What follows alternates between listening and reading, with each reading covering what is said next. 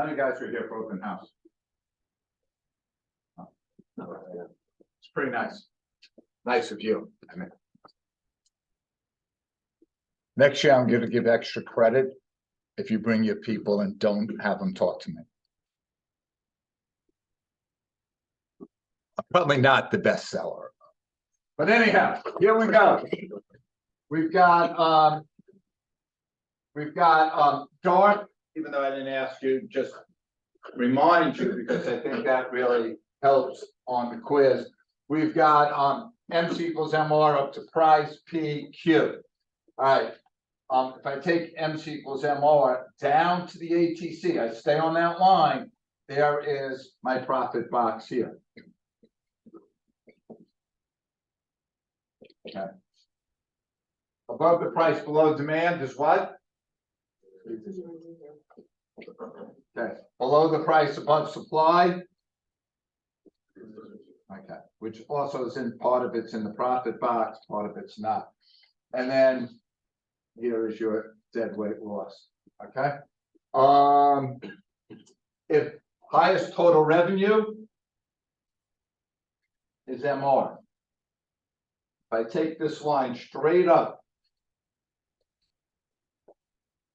to here, I've got unit elastic, which is also the highest total revenue. But okay. What else did I ask? Perfect competition, right? They asked the price and quantity if it was perfectly competitive firm. All right, Duncan, you know how to, anyone know how to do that? Anyone? Go. I think it's MC equals. Yeah, MC crosses demand like the industry graph of perfect competition. All right, I gotta just back up for a second. Highest total revenue, unit elastic, allocative efficiency. Okay.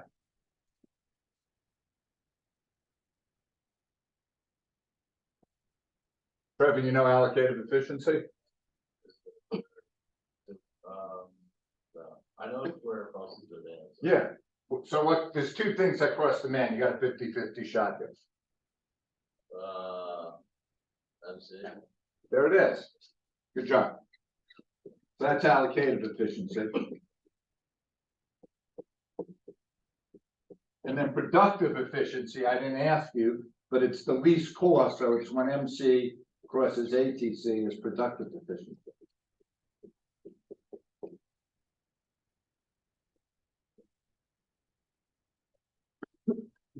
Okay. Yes, sir. So just make sure for unit elastic to go where MR is equal to 0. And then straight on up to the demand curve. And then if that's unit, this is elastic. And then inelastic on the bottom. Okay.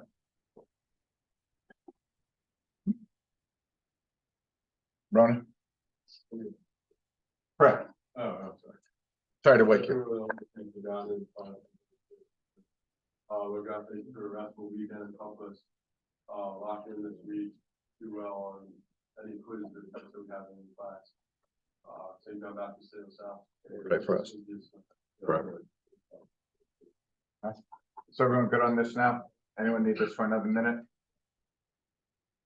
Everyone's good? Okay. All right. This week, Wednesday, the monopolistic competition questions. I think that's chapter 17. I think I skipped 16 and I'll come back to it after. Look, we'll probably start monopolistic competition today. All I'm going to say is it's a combination of monopoly and perfect competition. Very little new learning. Very little new learning. Okay. I'm going to give you a graphing quiz. All the graphs are in the tile. It's price ceiling. We've done that. Monopoly losing money. That's a new one. Price floor. We've done that. Side by side perfect competition is a new one. Monopolistic competition we'll either do today or tomorrow. Here's what you should get 100. Okay, which would be 10 out of 10. I'll give you 2 points. If you read the blog, who knows? There might be extra credit on there. It's a blog that everyone's going to disagree with. Of course, I say we shouldn't, but let's, I would do, like I get price ceiling down today, price ceiling and price floor. Because you should know that. Then tomorrow I learn Monopoly and do price ceiling, price floor. Then Wednesday, side by side, price ceiling, and by the end of the week, you have all 5 mastered. Okay, they got to be perfect to get your points. They're all on the graphing page. All right, and then the questions are due Wednesday. All right, by the way, when you don't do the questions, you lose 1% in your grade. I think maybe it's more. We prayed. Okay. I want you to take out your quizzes. It's a Monopoly quiz.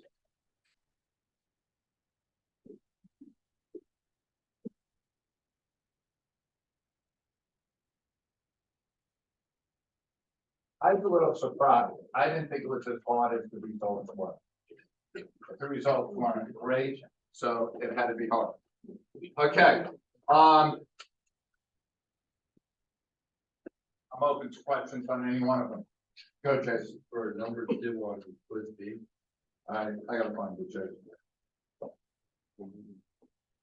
Is that assume the monopolistic module? Yeah. Okay, so the first thing, Chase, I gotta look at is table 15.1. Yeah. All right, so if marginal cost is 12 and marginal revenue for the fourth product is 17, am I gonna make a fourth product? No, Why not? I would. Yeah, you would, because they're still making profit. Right. Yeah. Now, on the fifth one, if the cost is 12, Yeah. all right, so I'm gonna stop at 4, right? Yeah. And so you're stopping at 4. Now, if you figure out the price, it's 26. How would you figure that out? Okay, so Yeah, wait, never mind, I've done it. you have it? Yeah. Okay, could you tell me why you think you got that wrong? I was just in a rush. Okay, so you think you went too fast on that one? Yeah, I was caught up on a couple of the other ones. So Okay. I didn't have the time. Fair enough. Okay, is everyone good on that one? And by the way, even though this shouldn't be said, all the prices go down 3, right? If you figured out the table like beforehand, you went 35, 32, 29, 26. All right. Remember number 1 on B? 1 on B. Is that, which of the following quantities? That's 9 on A. Which of the following quantities will achieve the maximum profit? Okay, so could I just like speed ahead so we don't go through it? So could you, at 6, what's the marginal cost? 60. 60, right? Then, at 5, what's total God bless you. What's total revenue? 600. What's total revenue at 6? 650. So the marginal revenue at 6 would be, 50. so 60 equals 60 is the profit maximized.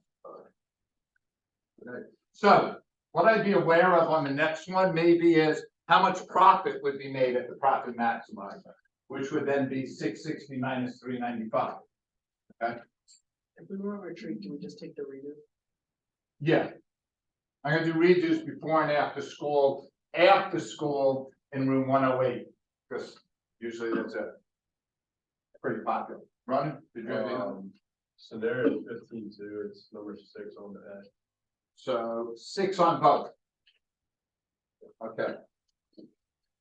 All right, so Ronan, that demand curve stands for what in a monopoly? The demand curve. Yeah, I might have wrote it on the monopoly when we were doing it. Here, Dark, DART. So tell me what DART is. man, average revenue and price. Okay, so now they're asking for the firm's profit maximizing price. Tell me what the average revenue is. 60, So the price is, 60. yeah. Right, knowing DART and Mr. DART is definitely going to help you answer questions. Now you're upset because that's the only one you got wrong. You should have got that right, right? Yeah. Okay. 5 on the A. They're 5 on both. Okay. So the profit maximizing monopolist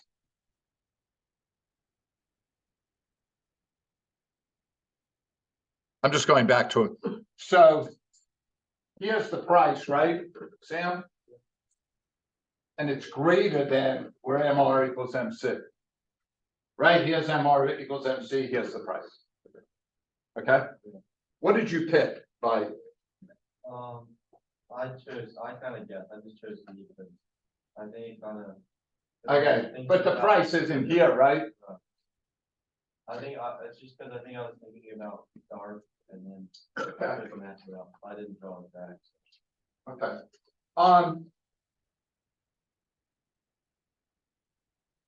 Sam, and for everyone, there was a graph drawn for you. Like sometimes use the graphs that they put on other questions to help you. Because I know like Chase just said, like he was pressed for time, and sometimes drawing the graphs take you time. But if they're drawn for you, look and use them to help you. Anyone else? Number 4.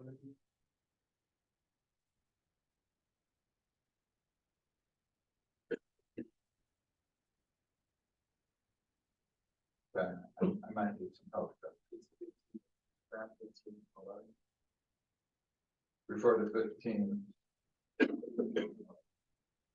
If this monopoly farm is not allowed to price discriminate? Yeah.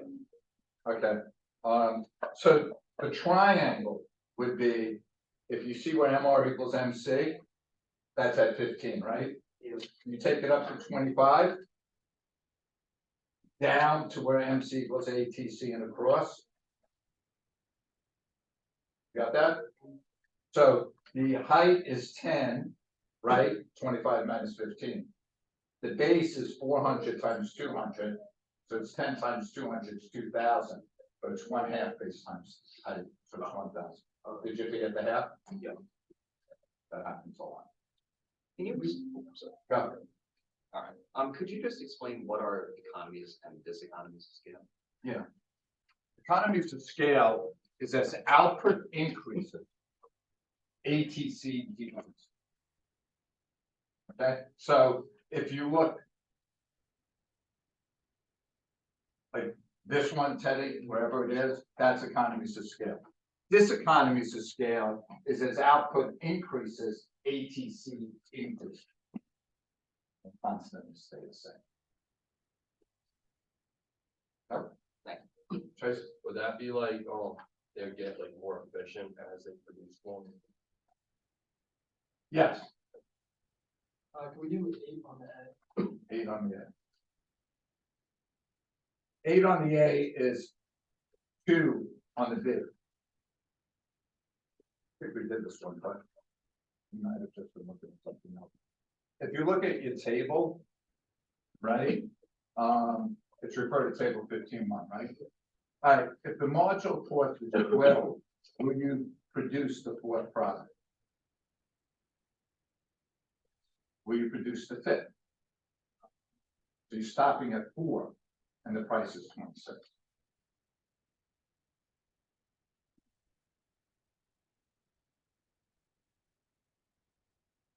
How do you find 26 for the price? All right, so if I do 29 times 3, that gets me what, 87? Is that true? Okay, so the total revenue for the third one's 87, right, Ted? Yes. I know it has to be 17 more than 87, because the marginal revenue is 17. So that got me 104, and then I divided by 4.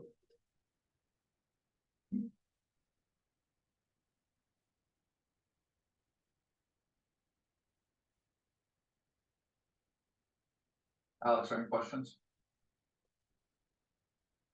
Anyone else? Everyone's feeling good? Did anyone say why they thought this created the most difficulty? What about it? Chase, I'm thinking time pressure for you. It's also that we got to figure out like the numbers for 15-1. Those tables? Yeah. Okay. That's why I say do the tape, like if you did the table, not that this is the right way, but you would have known price went down 3 each one. Because you'd have done it, so you could go through it faster. But yeah, you also have a calculator, right? Used to make them do it without it. All right, redos tomorrow morning, 7:45, after school, 1:08, tomorrow morning in here. Yes, Should people that were on retreat do the redo. do the video? Yep. Okay. Any other questions? All right, get out today's outline. We're ready to go. Matt wants new learning here. He's sick of this old crap. Oh, by the way, so if you were on retreat, I would really look at the breakdown of chapter 15's video I did. Because you haven't like studied yet for it. Okay. All right, so we're doing monopolistic competition, still considered part of imperfect competition. All right, but here's some of the characteristics. Now, some of you guys say, I rather write them down. They don't like when I write them down. Just write them down. I don't know, turn on the back and write them down if you want to write them down. All right, relatively large number of sellers. Perfect competition, I think thousands. Monopolistic, I think hundreds. Think fast food. Fast food is a good one for you to relate in differentiated products. All right, like think how hard some of the fast foods try to differentiate. Like Burger King was make it your way. Like Domino's used to be 30 minutes. Everyone's trying. Some control over price, meaning we're going to go up to the demand curve. All right. Easy to enter and exit. If I know it's easy to enter and exit, what do I know is going to happen in the long run? No profits. Okay. Lots of advertising. Again, fast food.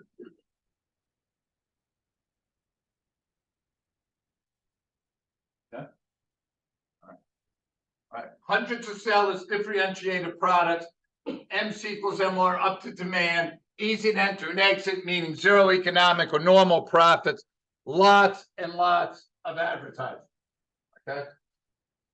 I don't watch TV anymore, but I'm assuming fast food's on a lot. Like probably second to Fan's Graph or what's the other stupid thing. Okay. All right. Now.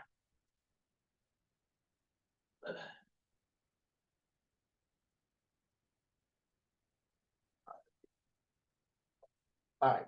Fast food restaurants, furniture companies, jewelry stores, hair salons, clubs. Right, those are just examples. Now, by the way, they love to ask these type, like, what are they like? Monopolies and what? So here are the monopolistic. Control over price. Right? Which means MC equals MR, still the profit maximizer, but up to demand.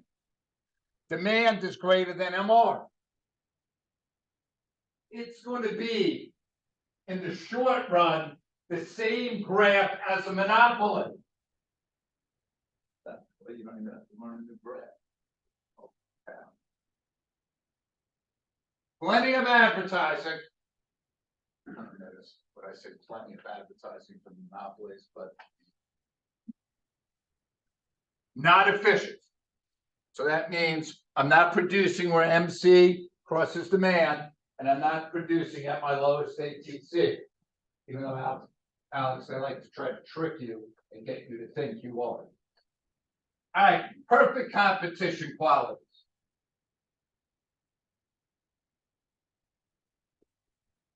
Okay, large number of small firms, hundreds though, not thousands. Easy to enter and exit.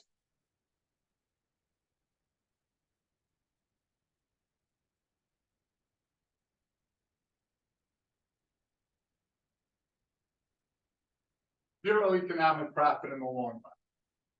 And that happens because firms can enter and exit. Or they can enter and exit a little tricky hole. Oh, yes, they are. Because God forbid we make this easy.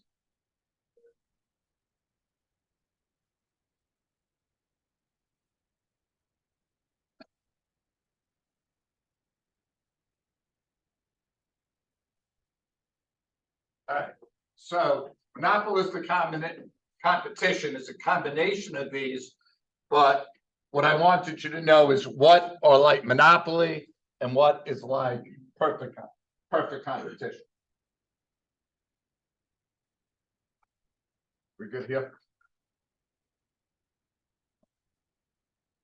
Alright, goods are not identical. So all firms try to make their product look unique. Alright? Where do Not to do that. I'm just trying to explain to you what differentiated products are. Okay?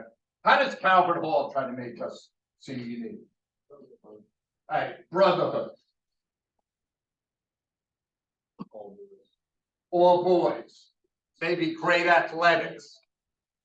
But we try, okay? Alright, now, because like Burger King, Wendy's, McDonald's are all good substitutes for each other. Price becomes important, but they don't want to lower price. So non-price competition means advertising.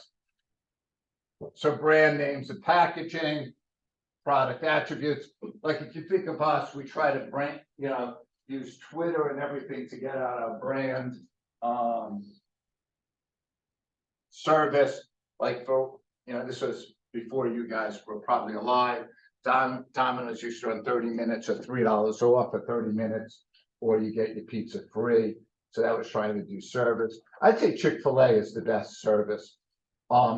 Great locations.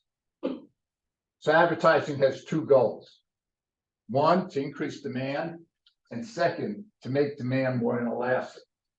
So if you have real customer loyalty, if price goes up, quantity demands, it goes down a little. Okay. And maybe you see that in like, if your parents went to Calvert Hall, you're probably going to Calvert Hall. And I think that's like being elastic. And even though we raise our tuition, people usually continue to stay. So I'd say we have a strong brand and all that. All right. Oh, crap. Here's what I want you to see. That even though, like, if we could take Kellogg's here, and I could say like Special K corn, like it seems like all these are competing against each other, all these cereals, but they're all owned by Kellogg's. Like you could say M&M's, Milky Way, Dove bars, Snickers, Mars. They seem like they're competitors, but they're all owned by the same company. So a lot of times what seems like companies differentiate different products and compete with themselves. So if you don't like Nestle's Crunch, but you buy an O. Henry, do they still sell O. Henry's? I don't think so. But maybe you'll buy a Kit Kat, Huh? Really? Didn't know that. Who owns it? Hershey. Why is that? That's interesting. Let me see, could we leave it on third? Nice. Good tidbit there. All right. Now, drawing great. How are we going to draw a monopolistic competition? You know. How? With our hand, right? But it's going to look like what type of graph? Monopoly. Right. All right. So draw a graph of a monopoly making money. Go. Did I leave you space for that?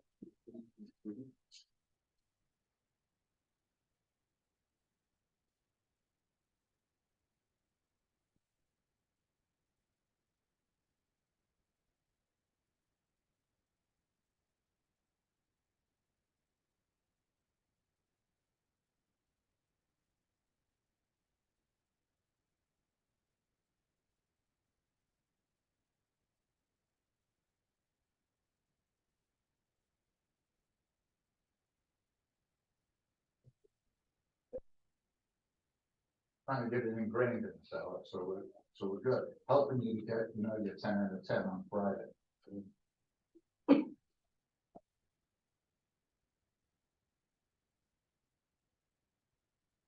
Yes. How does it look this? Huh? Is this better? We gotta go where MC equals MR, up to demand for the price and down for quantity. What's this? MC equals MR. Yeah. Up to demand for the price and then down for the quantity. Oh, okay. Oh, that's right. And then you need a profit box. Okay. All right. Let's see what I got going on here. All right. So I've got MC equals MR up to demand, down for quantity. All right. Now, something that we could improve on and think of, MC should be crossing ATC about at its lowest. Doesn't gotta be perfect, but you don't want it to cross here or out here. All right, so I'm gonna take it down to my ATC and across. There's my profit box. All right, that's monopolistic competition in the short run. Trevor's going, that's the same as the monopoly grid. Yeah, life's a little easy here, Trev. Trevor, was it easy to enter or exit? Okay, so Trevor, what's gonna happen? I'm sorry, go ahead. Go, I answered it. I just had to look at it. okay.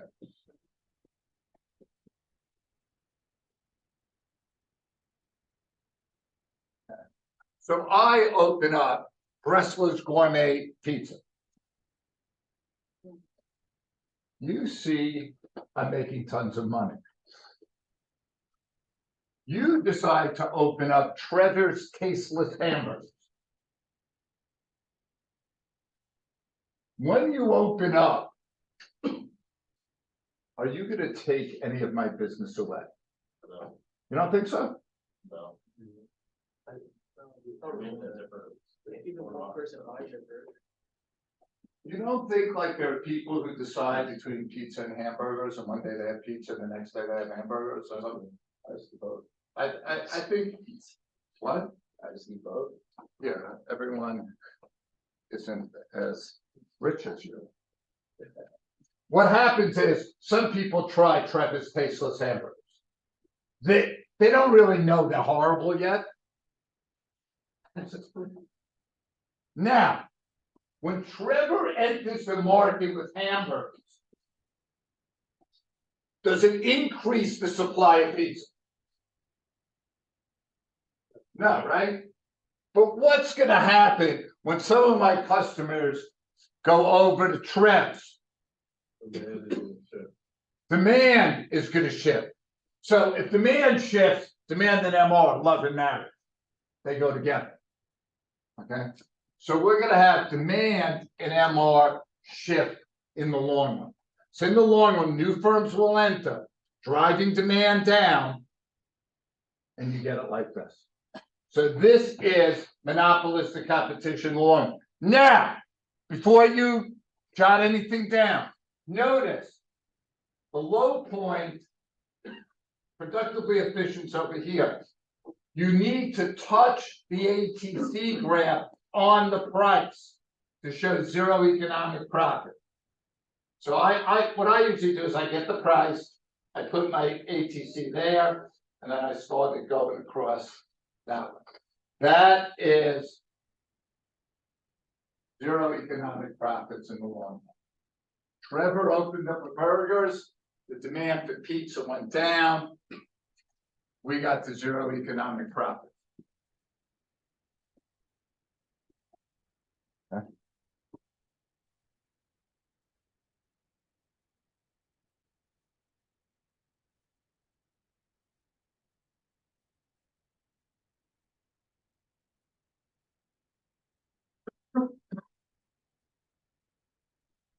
Let's get all the new learning for this unit done at once.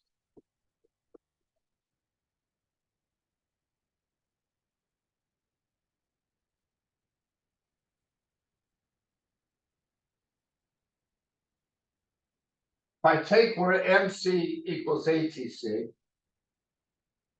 And I just drive that down. To say Q excess. From the quantity that I'm producing at to that is called excess capacity. And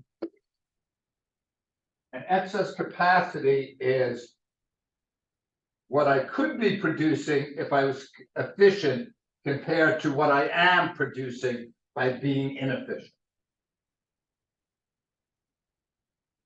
Okay. So again, I'm going to go with MC crosses ATC, straight down, that's Q excess. The difference between what I could be producing if I was productively efficient compared to what I am producing is called excess capacity. So there'd be loss in the long run, and then would have to shift like. Demand is going to shift up then, right? Because in the long run, if we were losing money, Trevor would leave with Trevor's tasteless hamburgers. Some of his customers would come to me, so demand for mine would go up. But wouldn't that mean the price above the cost of average? Yeah, because you're going to be like this, right? So your ATC is going to be up here, right? So you're going to have to shift up so demand touches your ATC to be at zero economic profit. So ATC would shift. No, demand and MR are going to shift up to touch ATC.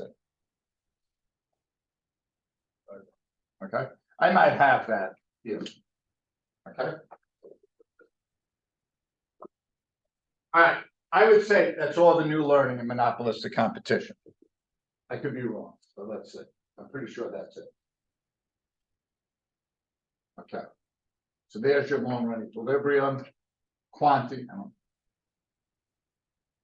So price, ATC, we're there. All right. Why does demand? So when short run profits are made, new firms enter. New firms mean more close substitutes and less market share. All right. So now, I use hamburgers, maybe a pizza, maybe tacos, and there's a lot of fast food places, and they're sucking up.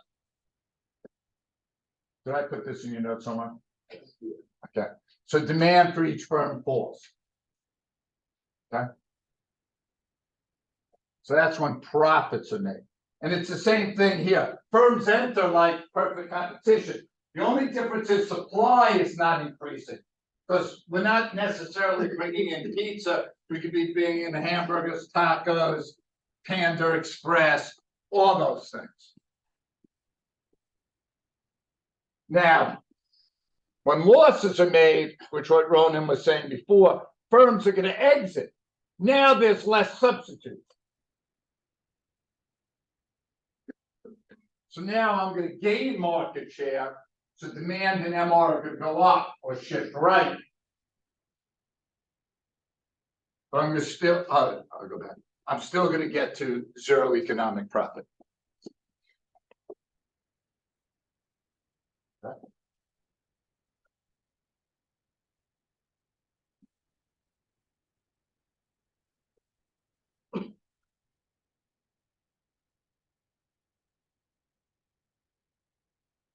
Christian, tell me when you're ready.